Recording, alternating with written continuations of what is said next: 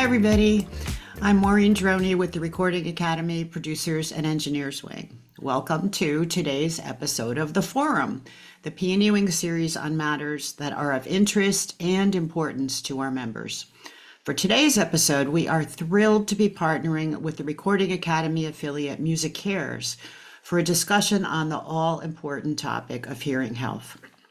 Just briefly, for those of you who may not know, MusiCare's purpose is for the music community to have a place to turn to in times of financial, personal, or medical crisis. MusiCares provides support in three primary ways. First, through customized care for referrals and financial assistance for basic living needs, medical bills, mental health and addiction recovery needs. And as part of this, MusiCares also covers costs for funerals, disaster relief, and equipment replacement if your gear is damaged, lost, or stolen. Second, MusiCares works with a network of health providers across the U.S. to offer free preventative clinic services, including dental, vision, vocal, hearing, and physical therapy. MusiCares also covers out-of-pocket costs for those essential mammograms, cervical cancer screening, and colonoscopies. And finally, MusiCares works with experts and artists to offer educational programming. It's important for people to know that you do not have to be a member of the Recording Academy to get assistance from MusiCares. Individuals are eligible for MusiCares support after 5 years employment in any music profession, or credit on 6 commercially released recordings. So bless you, MusiCares, and on with today's program. We will be leaving some time for questions at the end of the presentation, so please put your questions in the Zoom Q&A function. Our forum hosts today are 2 very accomplished engineer producers, Glenn Lorbecki in the Pacific Northwest, Seattle to be precise, and Jordan Hamlin in Nashville. So let's get right to it. Welcome, Jordan and Glenn, and take it away. Jordan, I have a question for you before we get the ball rolling today. Okay, wow, okay. You calibrate your gear before recording, right? I mean, you set levels, and if you're working with tape, you set tones and stuff. What do you do to calibrate your ears before a session? I would say I regularly invite people who are smarter than I am and have tools that are the right tools that we need for the job. And so I regularly have those people come in, but I'm also I would say familiarity and comfort and confidence in a few things, like a consumer grade thing, whether it's like my car or a little mono speaker. And I've got the Adams AX7s and the Atomics. So just spending time on it where I'm like, I know that this translates this way in these 3 places, and that's I can feel confident sending it and knowing what people are going to hear as much as I can. That's so cool. Yeah, that's a much more scientific answer than I would have for that question. But I was told a long time ago that there were some really high dollar mix engineers that would listen to one song, no matter what studio they were working in, that there was one song that sounded perfect to them. And that wherever they started to mix, they, would pull up this song and acclimate to the environment and the speakers by using this song. So I decided to try it, but for some reason, Pour Some Sugar on Me was not my jam. So I found another song. So I was just curious to see what your regimen was before. I do have a song like that. What's your song? Well, yeah, it changes. But back in the day, it was In Your Eyes, Peter Gabriel. Nice. Mine is Daniel Lanois, I Love You. Oh, It's really interesting. Great for subs. Check it out. Speaking of subs. will do. Frequencies, you hear them. Let's talk about hearing health. Absolutely, yes. Dr. Heather Malyuk, owner of Soundcheck Audiology, is a musician and audiologist based in Northeast Ohio. Known internationally as a clinician and public speaker, she co-authored through the American Academy of Audiology, the clinical consensus document on audiological services for music industry personnel. I feel like this is a great qualification for, you're like the most qualified person for this conversation. She has been a member of the leadership advisory team for the National Hearing Conservation Association and a co-chair of the College Music Society's Committee on Musicians' Health. Heather's also head of audiology for Tuned, a groundbreaking virtual audiology clinic you'll learn about today. And she developed the first ever hearing wellness video curriculum for the music industry. Musically, Heather continues to work as a performer and a session player. So glad you're here. And I'm curious to find out what instrument Dr. I also wanted to know that. I play Appalachian fiddle and guitar. Love it. You probably get some session work here as a result. That's right. As soon as my kids are grown, I'm there. But for now, I stay in Akron, Ohio. You can work remotely. We do Zoom sessions all the time. Our next featured guest today is Danny Aronson. Danny's a seasoned entrepreneur and CEO. He's passionate about hearing health with 5 patents in assisted hearing to his name. A classically trained composer, Danny founded Israel's largest post-production studio. He also founded KDA, an online advertising agency sold to MNC Saatchi, and Even, an early over-the-counter hearing aid brand. Danny's a veteran, and like most veterans, he has hearing loss and tinnitus. He lives in Brooklyn, New York, with his family. Welcome, Danny. Thank you. Wonderful to be here. Also joining us is Theresa Wolters. Prior to joining the Recording Academy affiliate MusiCares in 2022, Theresa spent 2 decades leading human health programs around the globe. MusiCares, as you should know, is the leading organization providing safety net services to music professionals. At MusiCares, Theresa is the Vice President for Health and Human Services, where she oversees mission-focused work in overall health, mental health, and addiction recovery. Thanks for being with us. So nice to be here. This is going to be a great data-rich conversation. And I know, Heather, I'm really trying not to call you doctor, but I know you want the informal, but you did earn it. So, Dr. Heather, I know you have a lot to show us. Do you want to dive in? I do want to dive in because, as usual, I've put too many slides together. I have to go quickly. So let me share my screen and put this in presentation mode. All right. So if you see me looking down occasionally, it's because I printed out my slides because I'm old, and that's okay. I also wanted to thank you all for having myself and Danny and Theresa here to share about hearing health. I'm very excited to share. This is my favorite thing in the world is teaching individuals about their hearing. We'll talk for about 50 minutes. The other thing is, if this is possible, I like to answer questions as we go because it might relate to a slide that I'm on. So if someone wants to type a question in, that's fine. We can do it like that before I move on from the slide. I'm also including my email address at the end for anyone who doesn't want to share a question with everyone else. So we're going to talk about hearing health statistics, and we're going to talk about how they relate to musicians, strategies to protect hearing, hearing testing. What is it? When do you need to do it? And then really quickly, some options if you're experiencing hearing loss or other hearing disorders. So in terms of general statistics, I've got one slide on this in relation to the general population, because as it turns out, music industry professionals are real people.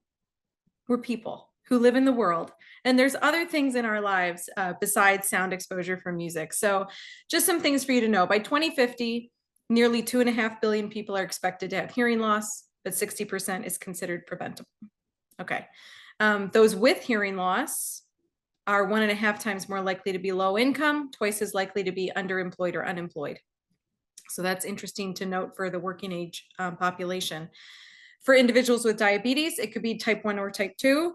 They're more likely to have hearing loss.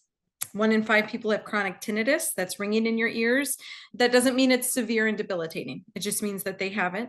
And then routine exposure to loud sound. So individuals who maybe are on this webinar right now have an increased risk of high blood pressure, high cholesterol, cardiovascular disease, etc. Now, a lot of that research has been done in industry workers, not in music industry, but individuals who are maybe OSHA regulated, who have consistent exposure to very loud sounds. Not a lot of this work has been done with our industry. So I'm going to repeat several times throughout this presentation that those of you who might be involved in a university or do research, we need you. We really need you to do more research for your colleagues. Just to dive into some music industry specific data. This was one of my favorite studies that has come out, and of course it's a decade old at this point, but it had a very large N, 2,200 professional working musicians. This was a study out of Germany. And what they found was professional musicians have an increased risk of hearing related disorders, which I'll talk about in a little bit. And then a nearly fourfold higher adjusted risk for what they call noise induced hearing loss. I call it music induced hearing loss. And a 57% higher adjusted risk for tinnitus. So for the ringing, sounds, buzzing, etc., in the ears. Throughout the presentation, I'm going to show you unpublished data, and that's simply because I'm involved in a lot of research and not all of it gets published, because I like to do research just to add to the knowledge base, my own knowledge. I did a study in 2017 with a student of mine. He is now Dr. O'Shea. What we looked at was the presence of what's called a noise notch on people's hearing tests. So a little diagnostic marker that we look at to say this person is injured from sound exposure. I'll show you some examples of that later. We were expecting the highest prevalence to be with audio engineers and DJs. And instead, when we looked at them compared to our matched control group, we found that jobbing artists, live performance, and music teachers had the highest incidence rate of injury from sound exposure. Music teachers, of course, being nearly 60% in terms of this injury that we can measure from sound exposure. Why is that? Well, they likely have more exposure, more hours than other folks. But again, just data to look at and see, wow, this 60% in terms of injury is quite a bit. Looking at review papers, if you were to go on to say Google Scholar or PubMed or wherever you want to go and you look up studies, you'll see, a set of them. This was a nice paper done in 2018 looking at them. It was a literature review saying, well, what are we seeing in terms of trends in these papers? DiStadio and colleagues looked at them and found that 78% of study participants in all the literature were classical performers. Okay, which is great. They matter a lot, but they're not necessarily representative of all of us. The studies primarily focused, again, on performers rather than, say, engineers, lighting designers, etc. I was looking at incidence rate of tinnitus. For those of you who are interested, I encourage you to look up this paper. There's a nice chart that shows all the hearing disorders and incidence rate within the literature.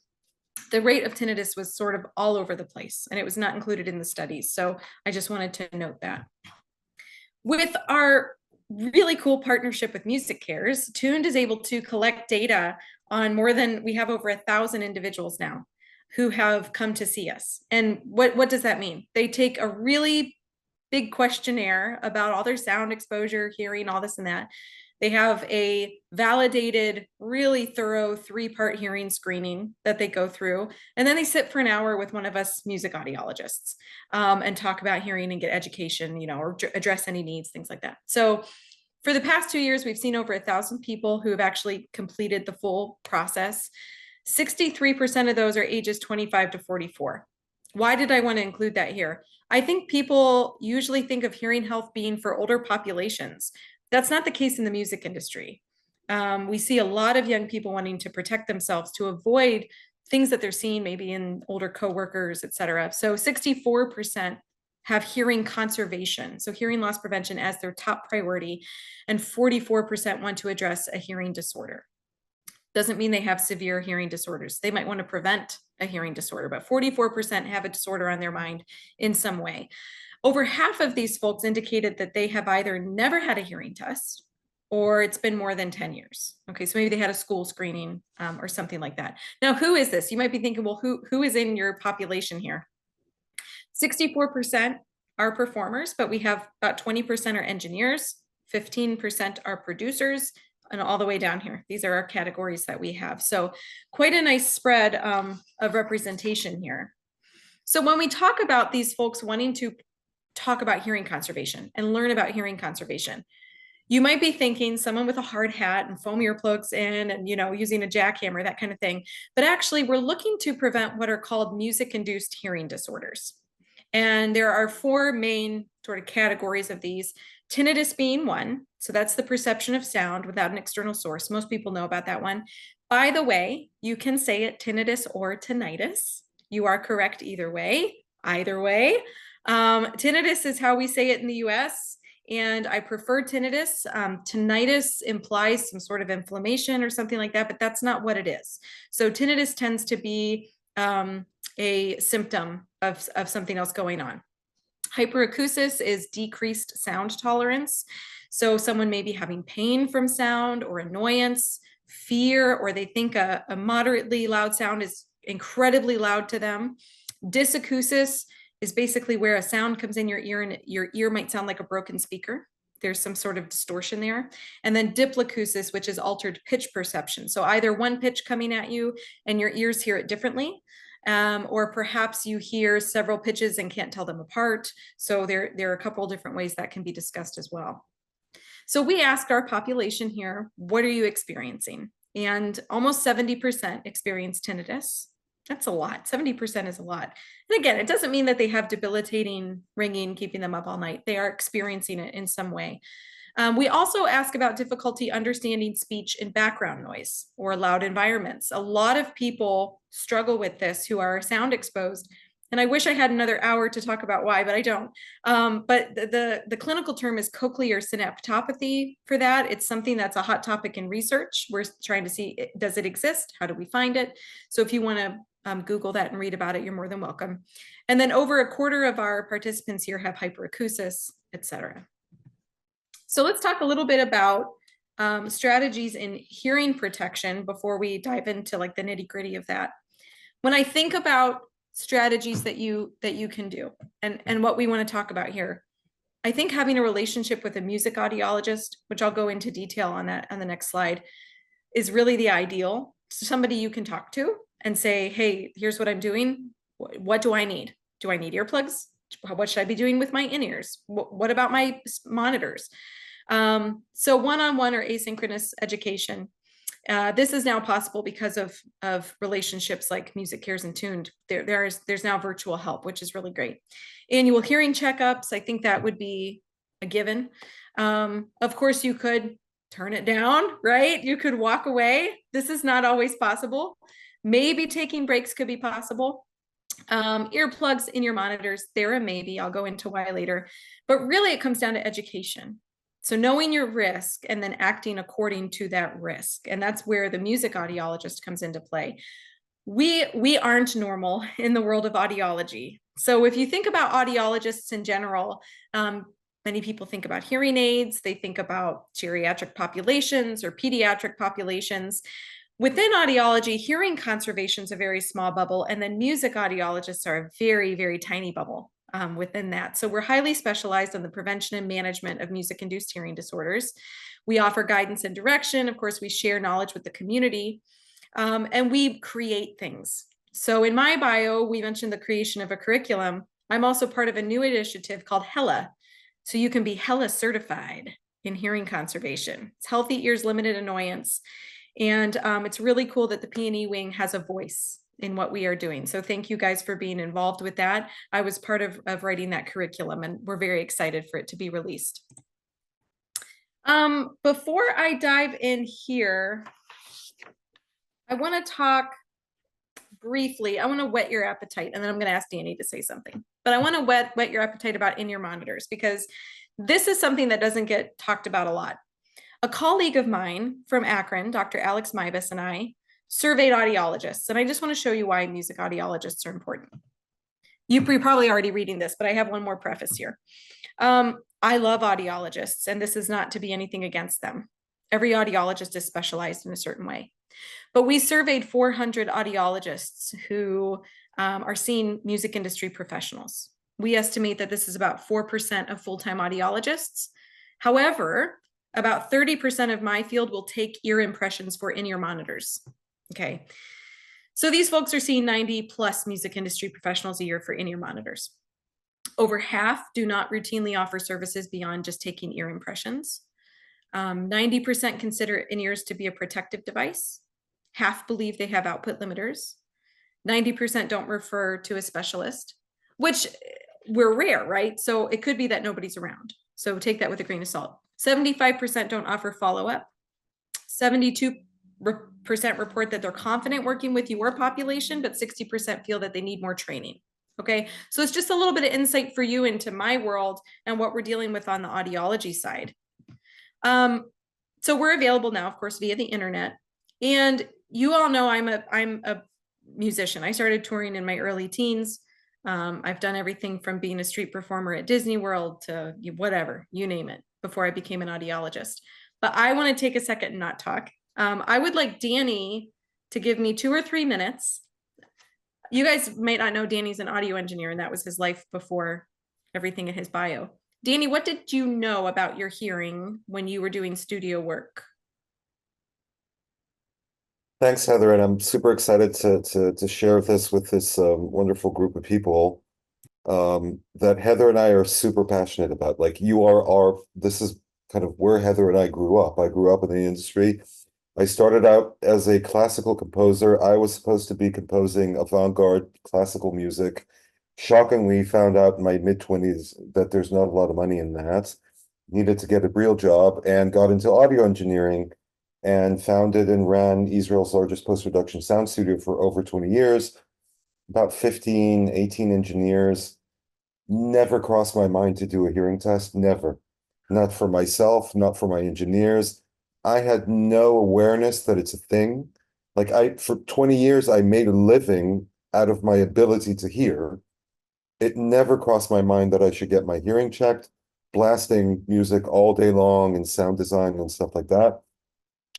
And when I got to my late 30s, early 40s, I started noticing that my mixes are weird. Like there's too much bass, like something is off. And I started feeling that something is off. And I went to an audiologist, and I have hearing loss specifically in my left ear in low frequencies. And it blew my mind. I was like, am I mixing because this is what I'm hearing? Or is this because this is what it needs to be? Am I overcompensating for stuff? And it made me very anxious because I couldn't trust the basic. Like, I think the one thing that really dawned on me is this is how I make a livelihood. Like, if I can't trust this, then it puts me in a very awkward position. And I felt guilty that have all these audio engineers and people working for me, and it never even occurred to me to give them this as part of their service. And many years later, we started Tuned. I gave Heather a call and said, do you want to join me in this crazy journey? And thank God she said yes. And MusiCares was basically Tune's first or second client ever. And it is a relationship, again, that is very, very dear to Heather and I's hearts, because this is our industry. Like, you guys are our industry. This is the industry we grew up in. This is the industry that we deeply understand and care about. And for me and for Heather to have somebody who's a working musician or sound engineer or go through the program, do a yearly screening, if they need any type of device, that all of this is going through MusiCares has been deeply gratifying to me. And even this type of discussion, just educating people about the importance of it is super important to me. Absolutely. Thank you, Danny. I really appreciate that insight. That said, let's shift gears a little bit and talk about products, really, but earplugs for a few minutes. I think earplugs are usually the first step for a lot of people. If you're thinking about your hearing, I wish that you were Googling music audiologists and where can I find them? But usually it's earplugs. Which earplugs sound good for music? That's usually what happens. And you're going to get so many results. Or you walk into a local music store and see what they're carrying. It's truly mind-blowing how many different types of earplugs there are. I put them into different buckets here for you to see. So there are passive earplugs. So these earplugs do not have circuitry, do not have a power source, etc. And then there are active earplugs. So that's the opposite. And all I did here was take images of what are marketed to the music industry. So that's what you're seeing here. These are ones that are for musicians. Within these buckets, there are universal fit. So just over the counter, put them in your ears. And then there are custom fit. Okay, so moving on from there, how are you supposed to choose? I have to say, speak with a music audiologist, of course, but you're all very smart people. You can look at evidence. And thankfully, there are now papers coming out. So I have one reference here, and I'm just going to show you an example in a moment. But you can, again, I'm a big fan of Google Scholar, scholar.google.com. Get on there, search whatever you want, and read some research. Those of us who work in research, it's so sad. You know, we publish all this stuff and we talk at conferences to other researchers, but it doesn't always get to you, but we do it for you. So get on there and read some papers. And then also just knowing your exposure and what you need. I find that there's a lot of undereducation in the music community about exposure and what's needed. So just to show you an example, this evidence I have here, so this citation, I know you can't read this, don't worry about it. It's just an example of what you will see in a paper like this. So what this paper is looking at, and the audiologist, the music audiologist is going to be up to date on this and be able to discuss this with you. This was a paper looking at all the universal fit over-the-counter passive earplugs. And what the researchers did was take what the manufacturer said the earplugs should be doing in terms of frequency response and attenuation, how much it blocks. And then they did it on people. And they're showing you the average and then the individual attenuation. So the average is the bold, colorful line, and the dark line is what the manufacturer said, you know, was going to do. There happens to be one in there that lines up really, really well. And folks who are seeing through MusiCares, they get a pair of those. And that's how we chose them. We didn't just say, oh, I know someone who works at this company, so this is what we're going to use. We went to the literature.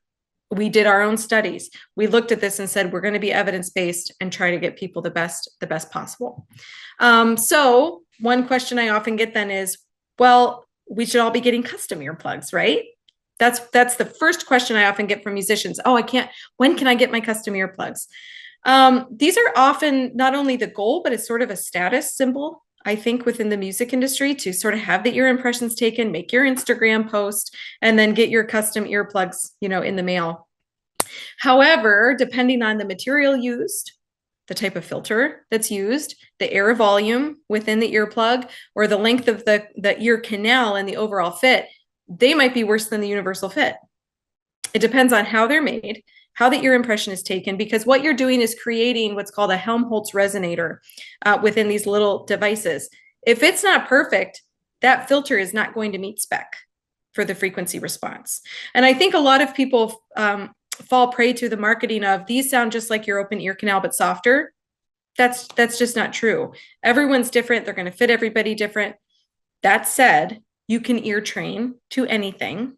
And if you have a perfectly fitting custom filtered earplug, it might be easier for you to ear train to that than anything else. Okay. I want to make sure that there aren't questions about this while I'm here. 1 second. I see a red bubble. Okay. I was going to ask you one of them, which is from Ken about essentially like what's next if you go to I think he specifically went to a non-music audiologist, but let's say you've gone and they've identified some damage in your ears. What would you say? Would you he's asking specifically, should I follow up with a music audiologist, and or what's some next steps to do once you get that information, because that can be so discouraging sometimes or embarrassing. Yeah. Or as it's tied to your work. I would follow up with a music audiologist, because so often someone comes to me and they say, I went to the audiologist and they found, you know, whatever. And the music audiologist might say, are you noticing it? Are you having a problem? And they might say, no, but the audiologist said, you know, whatever. Or the music audiologist might say, and I'm going to actually get to this later in the presentation, we can do X, Y, Z. It's going to take us this long. This is the management we're going to do. And that person might be working beautifully again in a month. So that's not a perfect answer, but I would say speak with someone who knows the audio setups for the industry and has a little more insight into music induced stuff. Danny, I want to butt in here for a second and share with you that there is a misconception about what audiologists do. Typically, people think that audiologists fit old people with hearing aids. I'm being super blunt. But that is what, when you talk to people about hearing, their mind goes immediately to grandma and grandpa with a giant baseball-sized flesh-colored hearing aid from the 1950s. And all the audiologists want to do is sell people hearing aids. Sadly, for many, many, many audiologists, that is true because that is how the industry works. And many of these clinics are owned by the hearing aid companies, which you don't know, but they're basically owned by the hearing aid manufacturers. What Heather is spearheading is a revolution in the concept of audiology where we provide comprehensive hearing health. We are not manufacturers of hearing aids. We are not motivated to sell you a hearing aid. The music audiologist is not motivated to sell you anything. The only thing Heather and the other music audiologists do is get a better understanding of your hearing and fit, or it could be that you don't need anything and just an annual checkup. Could be that you need earplugs, could be that you could use over-the-counter hearing aids, could be that you're a great fit for a prescription hearing aid, that's fine. But the misconception is, oh, I have hearing loss. I don't want to talk to anyone about it because I'm a musician, right? What does that say about me if I have a hearing issue? And if I go to an audiologist, I'll need to pay six grand, drop $6,000 on a hearing aid. And I really want to dispel that. That is not the way that modern innovative, audiology led by Heather works. It's understanding what your hearing is, what are your needs. Nobody's going to try and force you to do anything. Certainly not with try and sell you a hearing aid, but really understand what are your needs and what we can do within the parameters provided by to you through MusiCares, which is a lot to help you preserve your hearing. Even if you have a mild loss, that does not necessarily mean that it needs to progress to moderate or severe. So just keep that in mind. And there's this kind of stigma or fear of reaching out to these types of music audiologists. It's just a different type of service than what typically people think. Yeah, thank Sorry, you for Heather. that, Danny. Yeah, I mean, of course, I agree 100%. And I think one of the sad things about hearing is that the term normal hearing was ever created. I know I don't like to say normal hearing or hearing loss. I call it your hearing profile, because we could all have the exact same hearing test and we're going to listen to the same song and we're all going to hear it differently. So there really is no such thing as normal or perfect hearing, just to keep that in mind. So in terms of, how would you even choose earplugs? You can do it. You don't necessarily need us to say you need this earplug. You need to know your sound pressure level and your risk, which I'll teach you how to do here. I have two examples on these pictures of taking sound pressure level measurements. One is on a sound pressure level meter. I stole this off of an engineer's Instagram. That was me measuring at front of house for The Who. They were playing with a local orchestra here at Blossom Music Center, and I wanted to see what the SPL was. And I don't remember. If you ask me what it was, I'm sorry, I don't remember. We were just talking on the fly about the levels. The other picture is a local audio engineer here in Akron, and that's him with his band. He's wearing what's called a dosimeter on his shirt. And what the dosimeter does is takes an average over time. So you want to look at the average sound pressure level that you're exposed to, and it gives you a dosage. And they were practicing for an hour and a half. Within 2 minutes, we were overdosing on sound. So it's just interesting to see that. So you can measure your sound levels. What you do with that information is look at safety scales. There are two that we use in the US. OSHA is one. Everybody knows about OSHA. They, protect workers, etc. OSHA is really more of a legal liability scale, and it only protects 75% of the population. I prefer that individuals try to follow the National Institute of Occupational Safety and Health, or NIOSH. It protects 92% of the population. If you are an Apple user, NIOSH has a sound level meter app. It's been validated. There's a great paper about it on the CDC website. It's accurate within 2 dB SPL without an external mic. If you plug in an external mic, it's accurate within 1 dB. So I think that really would be your best bet for sound measurement. So what are we looking at? We're looking at time and measurements in dBA. Before you ask me if you can measure in dBc, the answer is you can, but it won't do anything for hearing. So all of the hearing research has been done in dBA, and that's why we use dBA. One day that might change. Also, we don't have a safety scale for music exposure. I hope that in our lifetime we see it, but we might not. So this is what we have for right now. So, what do you think about with sound levels and in terms of your exposure? Those of you who are listening, I don't know your environments. I don't know if you're working as a monitor engineer, or maybe you're in a studio or whatnot. I think of a loud venue I used to play in Chicago called the Empty Bottle. And at the Empty Bottle, we would play honky tonk stuff and square dances. And even with those, stage level was usually between 105, 110, because of course I would measure, right? And so we'd be playing for 2 hours. Well, what you need to do, if that's a scenario for you, is look at your length of time exposed. So 2 hours, I need to be at 91 dB in my ear canals. Okay. So say I was exposed to 105 dB. I've got an option of getting earplugs that block 9 dB or 15 dB or 25 dB. I'll choose the 15s for that.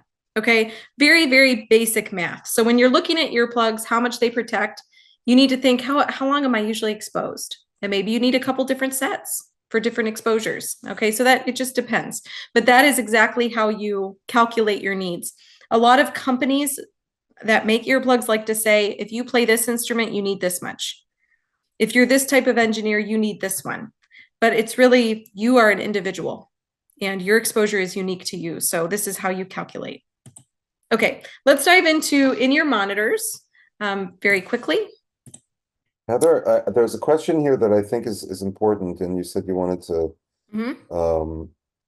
Michael said, when I do a Google search for music audiologist, quote unquote, the first thing that pops up is a listing for a local hearing center, dealer for Miracle Ear. How do I vet the audiologist? Well, you can always go to that audiologist, have a hearing test done, kind of assess their knowledge, and then honestly email me and I'll find you somebody. I mean, that's the easiest way to say it. I have my email address at the end of this presentation.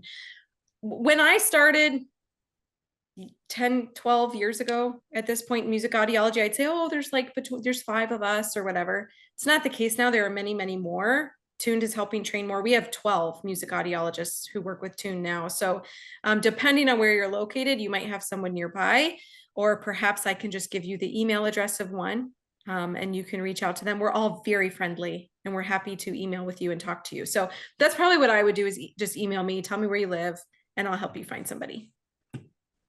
Okay. So for in-ear monitors, it's interesting within the industry, in-ear monitors are often touted as a safety device. We asked our population here, our MusiCares folks, do you consider them to be a safety device? And I'm very, very pleased to say that only 25% said yes. And what that tells me is over the past, gosh, music audiology probably started late 80s, early 90s, sort of when in-ear monitors were created. It means that education's working. So the more people hear that they're not safety devices, the more it's sticking. To me, this is a really, really wonderful thing to see. And let's just go back to the survey data for a second. This is music industry. Now let's talk about audiologists. Just a reminder, 90% of audiologists who claim to work with a lot of musicians think that they are hearing protection. Okay, so scenario, say that you need in-ear monitors for a tour. You go to an audiologist because you need ear impressions taken. You've never worn in-ear monitors before. The audiologist says they're safety devices. The marketing from the company or your rep says, oh yeah, these are really going to isolate you. They're really safe. The audiologist might say, oh, they're not going to get too loud. It's okay. And then you go on that tour and you end up with a horrible injury. Okay, where's the liability there? We don't really know yet. Like whose fault is it? But I will say getting education about how to use them appropriately is the thing to do, which I'm about to give you that after I show you some data.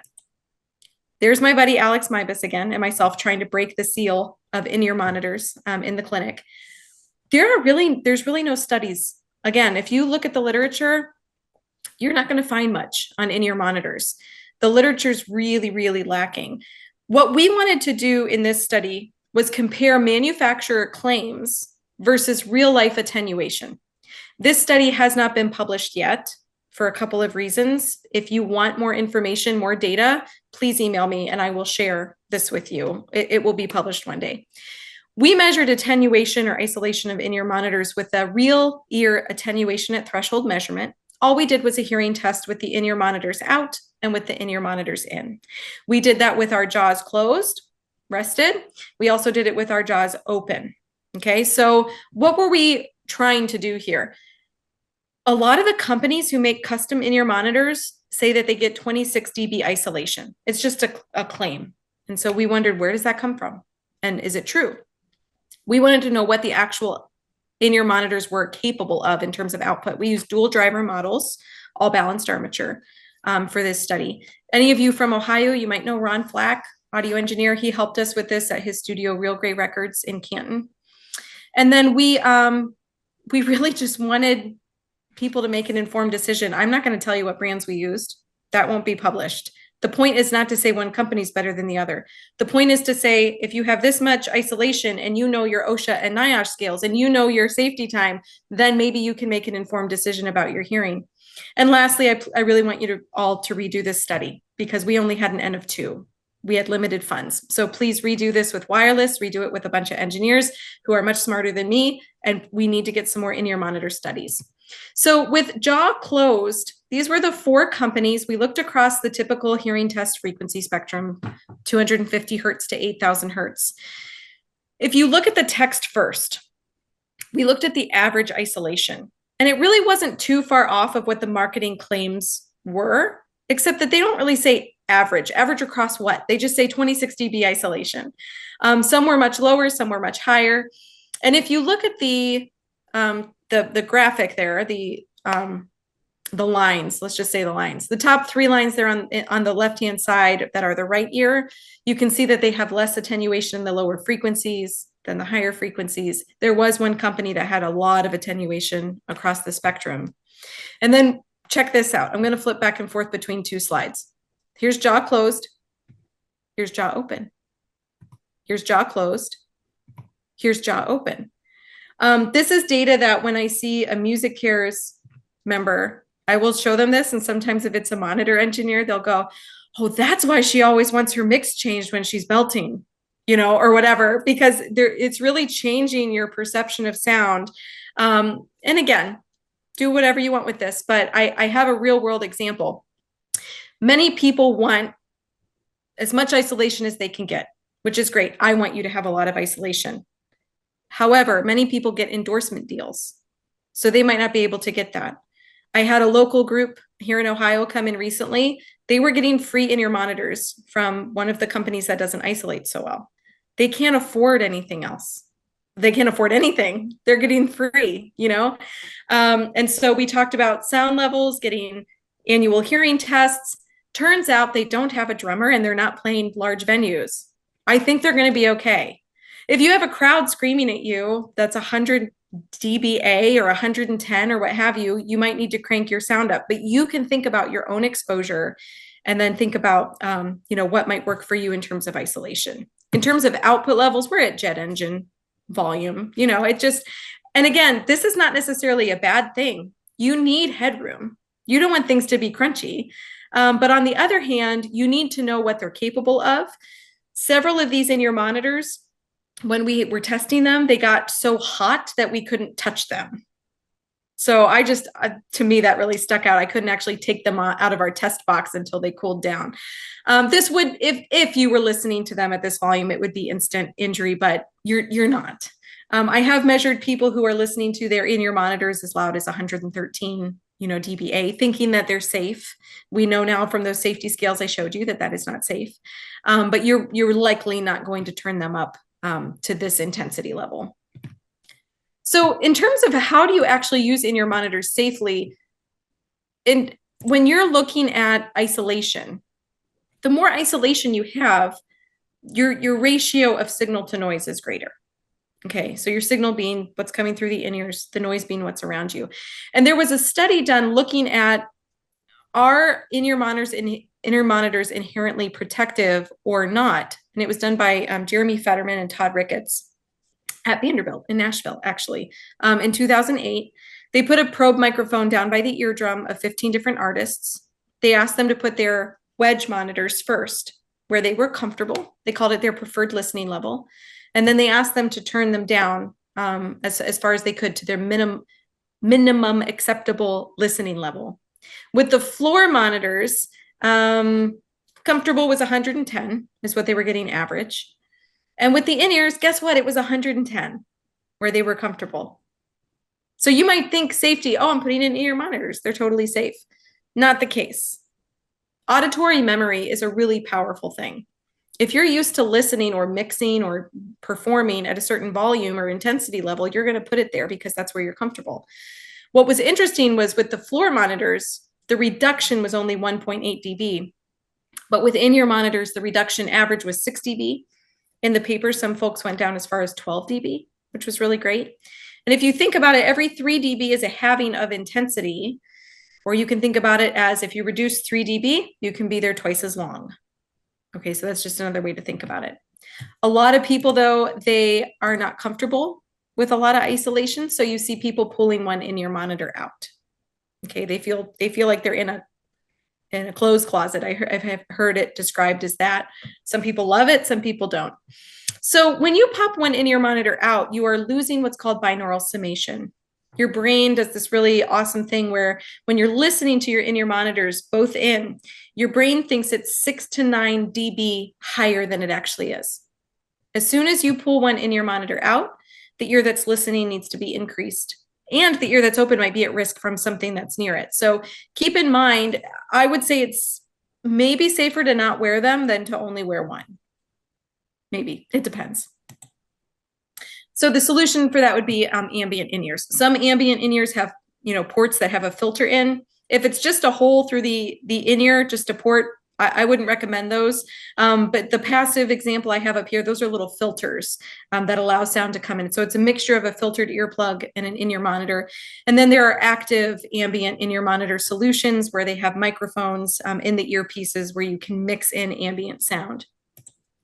I would recommend, in terms of safety verification, you can, remember I said real ear attenuation at threshold test. That's what we did. You can go to the audiologist and test with them in, test with them out to see how much they're blocking. Some manufacturers have tests on their website where you can see if you have an equal amount of attenuation, low frequency, high frequency. There's a device now called DB Check Pro. That's what I'm using in this picture. That's a band census fail. I have permission to use this. We take measurements on in-ear monitors with that device to see what's the dB level. And then of course, annual hearing checks. So speaking of hearing checks, and maybe I better check the questions real quick before I move on. Well, I was just going to say, we can't say enough. And Theresa and Candace both dropped things in the chat about Tuned, which is, I would say everybody should go there now. For sure. I do see one question about the American Academy of Audiology. They do not have a certification for music audiologists. So it's not like being certified in pediatrics or being certified in tinnitus. If you do search the American Academy of Audiology clinical consensus document on music, there is a clinical consensus document that you can read. You could print it out and take it to any audiologist near you, etc. For other questions, I'll get to those after, just because I'm going to stick to what I'm doing here. So there are a lot of types of hearing tests. There are screeners, there are apps. I think that some kind of screening or test should be completed annually, or you can do pre and post tour. You could do one post tour and then another one 2 weeks later. Watch your hearing come back. That's kind of fun sometimes. But at minimum, I think you should speak with an audiologist. So why do I say that? Check in, do some validated questionnaires, learn about new research, etc. Annual tests, the goal is that nothing changes. So this is a front of house engineer that I work with. And don't worry about what the frequencies are. It was 125 to 16K. I know you can't see that on here. The point is the lines are pretty similar year after year. I realized that we started in 2020. We did that for a reason. That was like stability, off the road for a while, no sound exposure for a while. And then 2021, getting back on the road and checking, there were no changes. I pointed out 3, 4, and 6K I'll show you in a moment what a noise notch looks like, but that's where we see it in terms of frequencies. If you wonder why, there are a few reasons why 3,000 to 6,000 is important. When sound goes into your ear canal, it's entering a tube, and every tube on Earth has a resonant frequency that's going to naturally amplify. For ear canals, it can be anywhere between 2,700 hertz to 7,000. Some papers say 7,500 hertz. We see it show up on a hearing test between 3,000 and 6,000 hertz. Also, in the inner ear where your cells are, those frequencies happen to be closest to where there are bones hitting the inner ear. Okay, so there's a mechanical component. And then also there's the blood, how should I word this? The blood supply to those frequencies is not quite as good, some research shows. So there are several reasons, but you can remain stable. That's why I like to show this case study. Even with a lot of sound exposure, you can remain stable. Here's a monitor engineer. And this might go with one of the questions I saw. Let me tell you this story. This was a monitor engineer who contacted me. He had a very loud gig. He knew something was wrong with his left ear. The left ear are the X's, the right ear, the O's are the right ear. He went to see an audiologist, a non-music audiologist, and had a hearing test. And he was told, your hearing's better than mine. Congratulations, you're fine. And nothing else was said to him. So he came to see me. I pointed out a little bit of notching between 3,000 to 6,000, but then in the what we call extended high frequencies, so 11,000 to 16, we see a difference between right and left. You can't always have those done. Not everybody has the equipment. So I did an extra measure so that he could hopefully compare in the future, which was called the words in noise test. That's what I do in my clinic. With Tuned, we do what's called digits in noise. So it can either be words in noise or it can be numbers in noise. But we see a difference between the ears there as well. So the right ear had a mild deficit where the left ear had a moderate deficit. And that's just showing that there's injury beyond just hearing a beep and raising your hand kind of thing. This was an engineer I saw recently.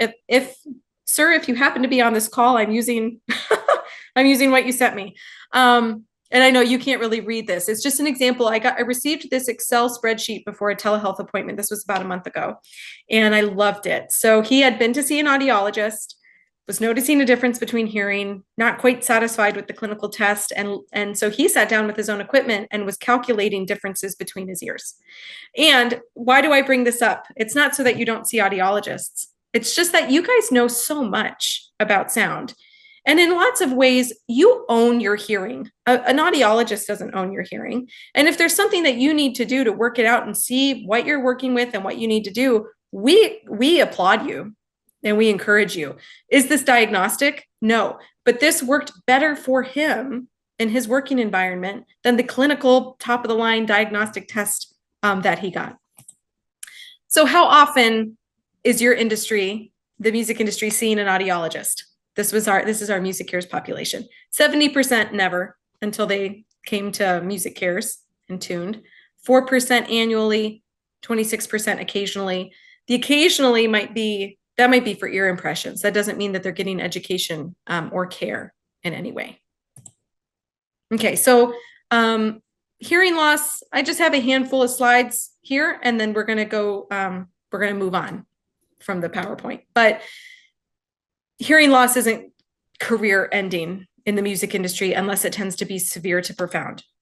If you looked at the hearing tests of all your colleagues, you might be surprised at what you see. Hearing loss happens very gradually over time. You don't always notice it's happening, and you tend to ear train to it, and a lot of people are working beautifully.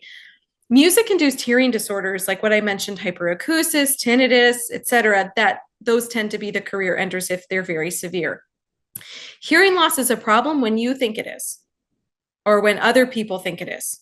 So when you notice it affecting your life, and it might not be in your musical life, it could be in your marriage, going out with your friends. Maybe people are getting aggravated that you're not hearing them correctly over the phone, something like that.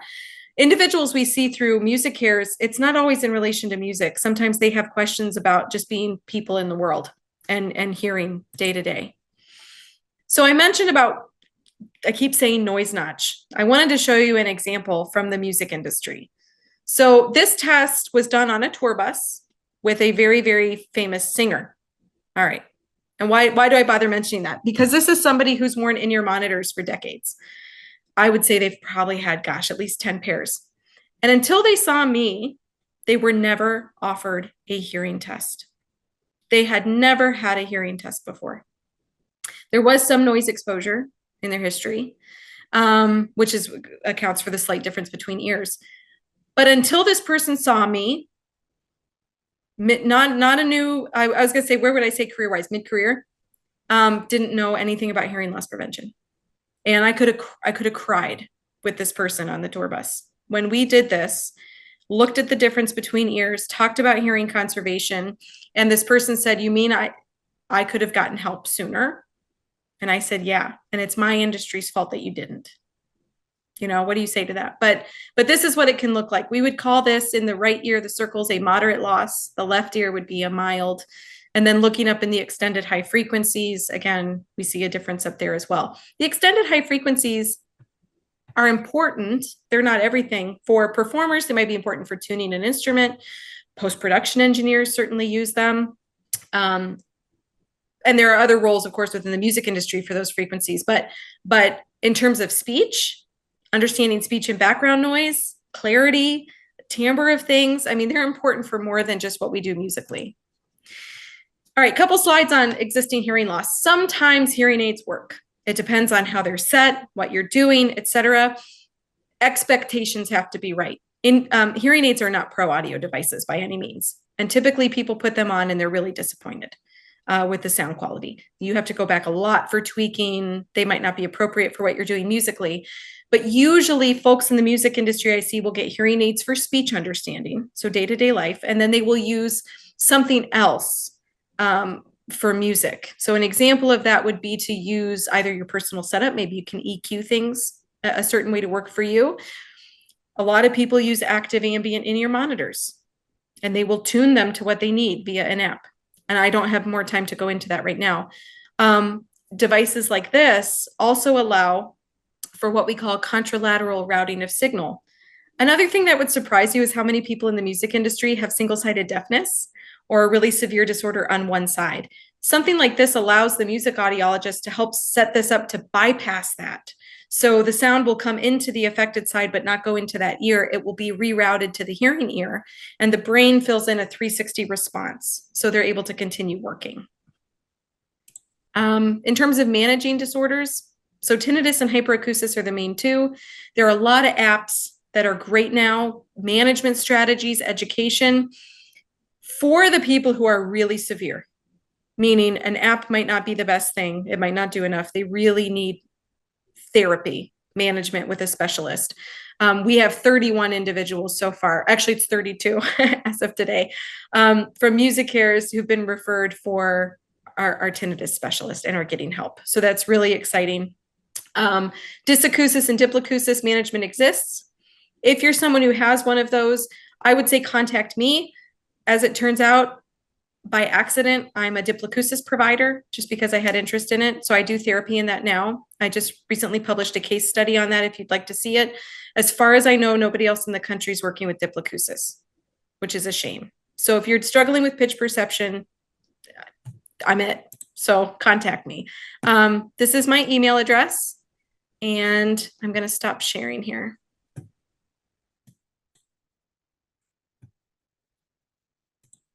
And Theresa, would you like to speak before I answer the questions in the chat? Yeah, I would love to, Heather.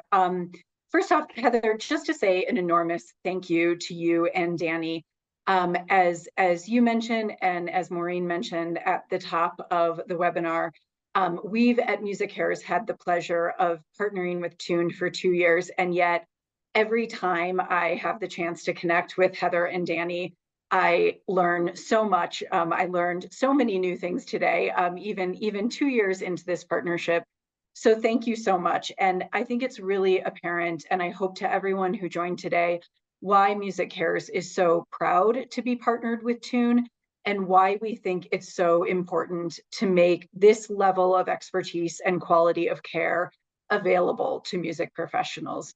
At MusiCares, we really regularly refer to Tuned as the gold standard, and we want all music professionals to have access to Tuned and to this standard.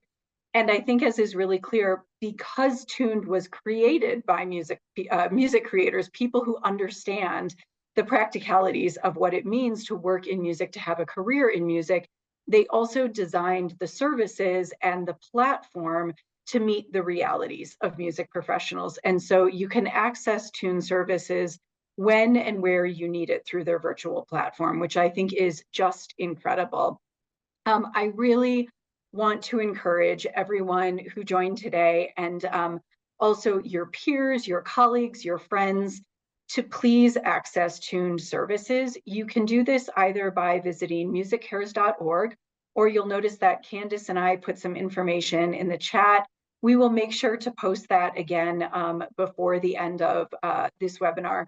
We also want to make sure, please access Tuned this year, but as Heather mentioned, please do continue to utilize Tuned. This is really intended to be an ongoing service that is at the access and to the benefit of music professionals.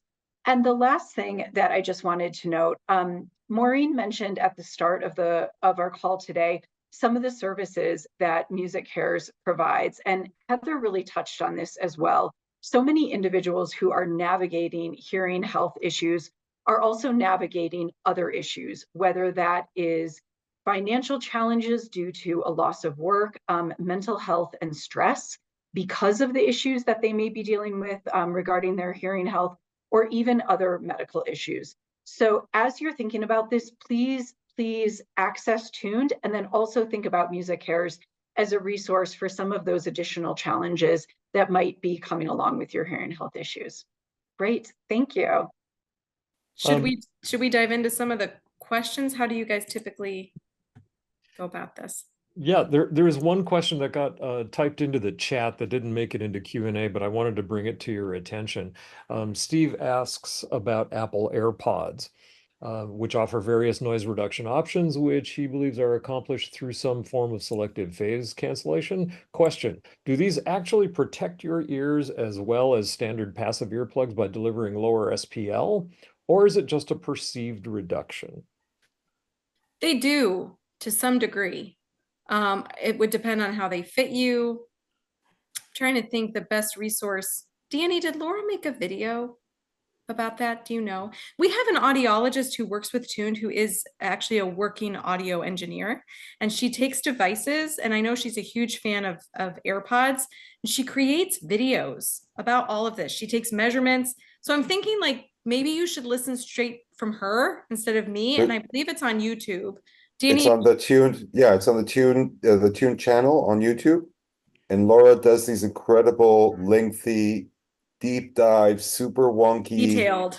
If you're into this type of stuff like we are, you're in for a wonderful 40 minutes of diving into every conceivable aspect of this, and which I love, obviously.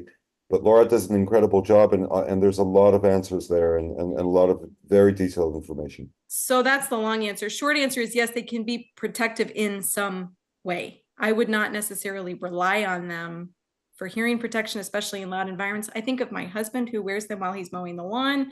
Not my choice, but but definitely go to the really detailed science video from an audio engineer and watch that.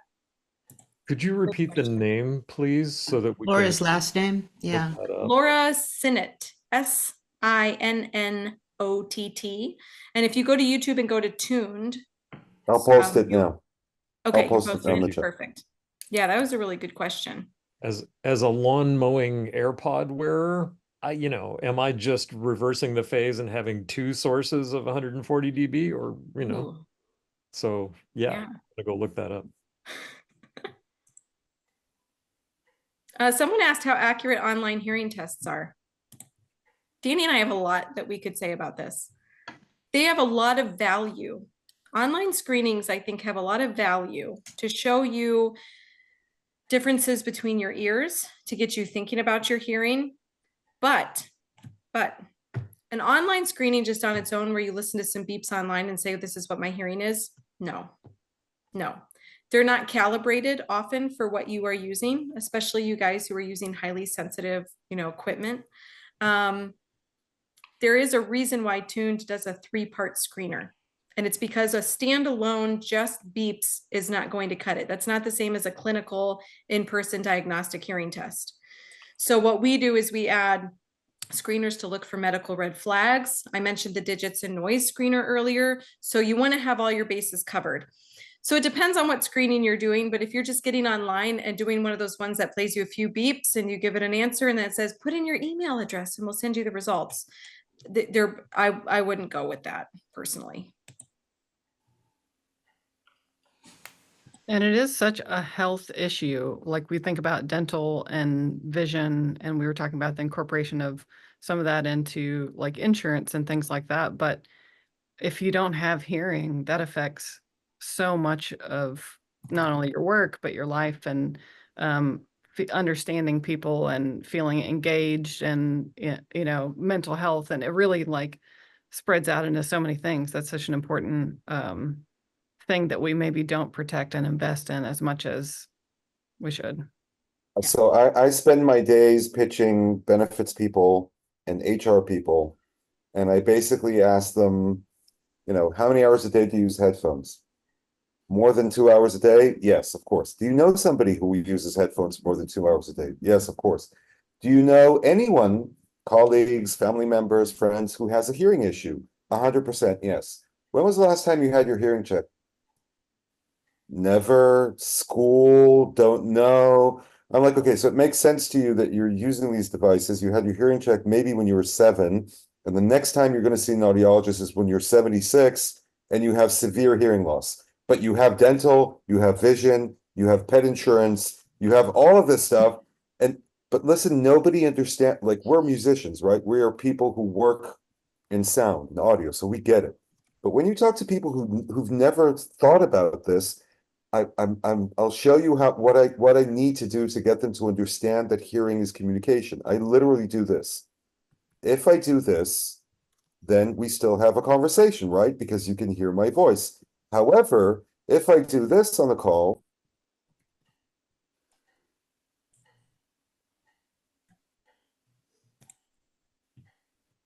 and you see the light bulb go off because nobody has ever connected the dots to them that hearing is communication.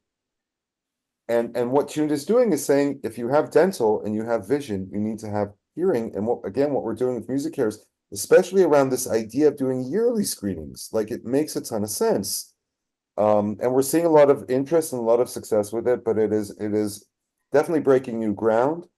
But I think the work from home revolution and the constant use of headphones, like when I grew up, I did not use headphones for 10 hours a day. Like it wasn't a thing. Like like you listen in speakers in the house. That's it. There's like, and now it's like, you know, I have a 16-year-old, 10 hours a day, 12 hours a day, probably. And think about what we're doing right now. The Zoom call that we're doing right now. You know, just out of interest, I'd be interested to see, kind of show of hands, how many people are listening to this through headphones. And it's all the time. So there's a lot more, I think, openness and understanding that we are facing kind of a hearing loss tsunami, and a lot of people are going to be affected way earlier than they think. This isn't in your 70s. If you use headphones 10 hours a day every single day, you're going to have moderate to severe hearing loss by the time you're in your 40s and 50s, not when you're in your 70s. But isn't Hearing Loss Tsunami a great band name? Did anyone else think that? I've never heard you say that before. And wow, Hearing Loss Tsunami. I love it. The hearing loss tsunami. I can't believe Okay, I I'll said that as an put audiologist. you with the fiddle, me with the flute, and here we go. Are there any other questions we should answer, or did we? There is a question. There's a long question, Gary. If you're still on the call, in terms of collaboration for those types of studies, Laura Sinnott, who I mentioned earlier, she does research. She's done specific research on the hearing of post-production audio engineers, and she would be the person. Tuned collaborates, of course, and she works with us, but she would probably be the point person for something like that. Her email address is just laura@tunedcare.com, and tell her you heard us and you're interested in doing some collaboration for engineer. I'm sure she'd love to. She's based in Utica, New York. I'm reading the other questions right now. Mm-hmm.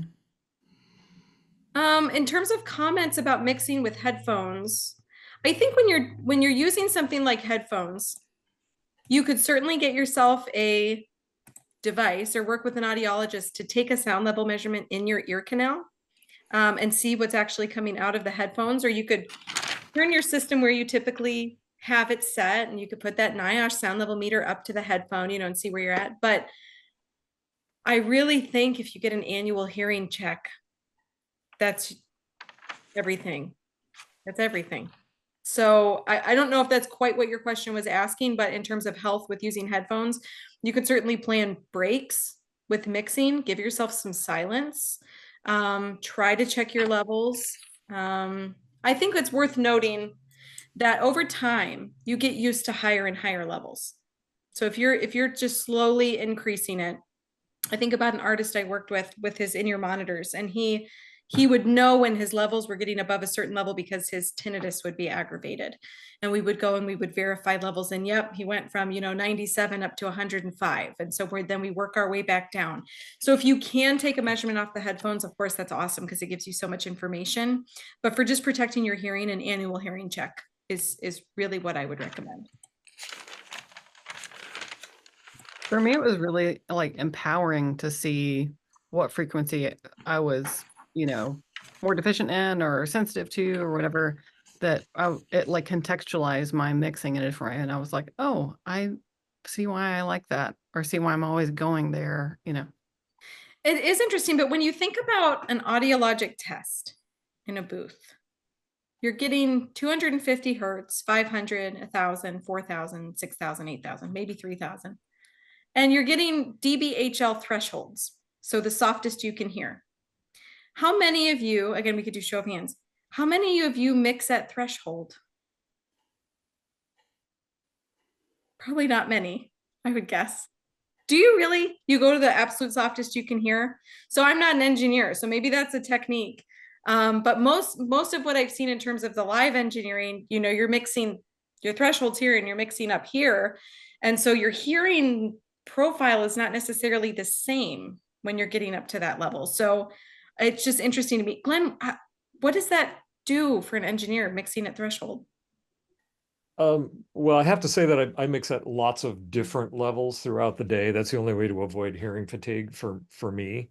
But when I get to a mix to what I feel is like the 90% done place, I will turn everything way down. And sometimes I'll even walk into the next room and listen very quietly, because if there's something wrong, it'll stick out like nobody's business. Or if there's something really deficient. I mean, obviously you're not going to hear, the sub frequencies on the kick drum, but if it's a great way to test balances and vocal balance and that kind of thing. So it's just a part of the repertoire. That actually makes perfect sense. Yeah, that makes a lot of sense, especially for reducing fatigue. Someone had asked somewhere about how long of a break do you need when I say take a break. It really depends. It really depends on what your levels were and how you're feeling. It could be 10 minutes, could be a half hour.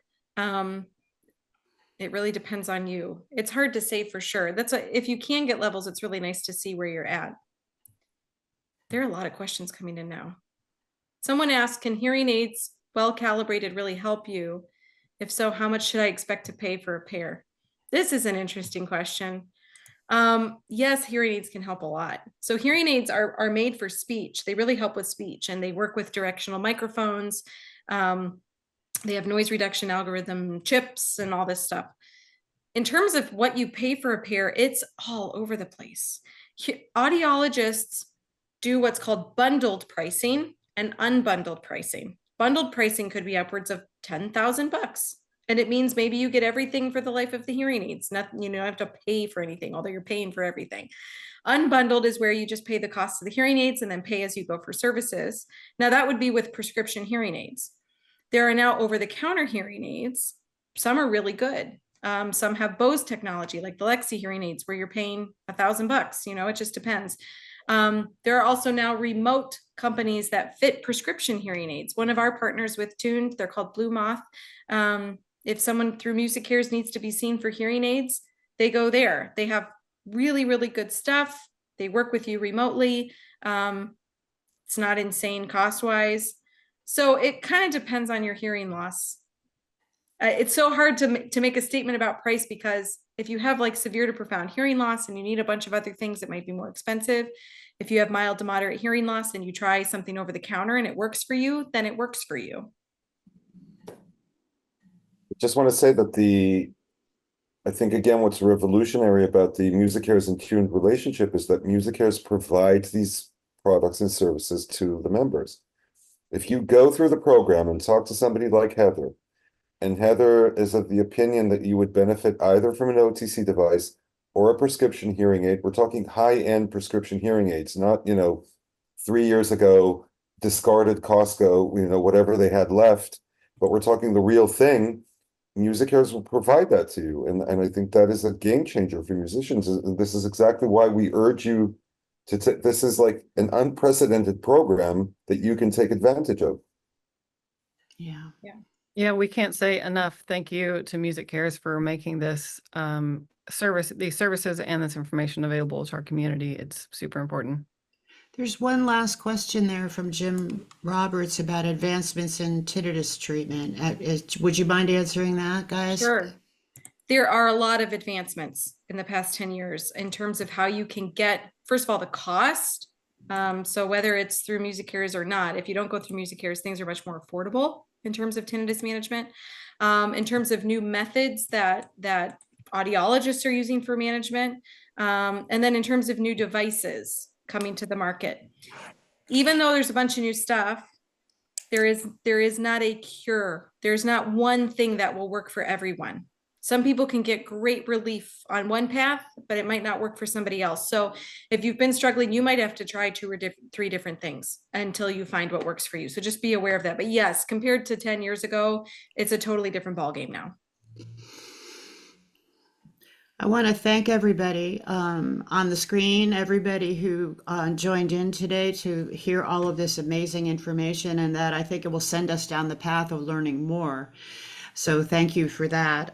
If you have other questions, or if you have ideas for the forum, we're doing this based on what comes up through the P&E wing and what they want to talk about. You can go to pe.wing@grammy.com, pe.wing@grammy.com for your suggestions. And thanks everyone for coming. Thanks for having us. Bye for now. Thanks, everyone.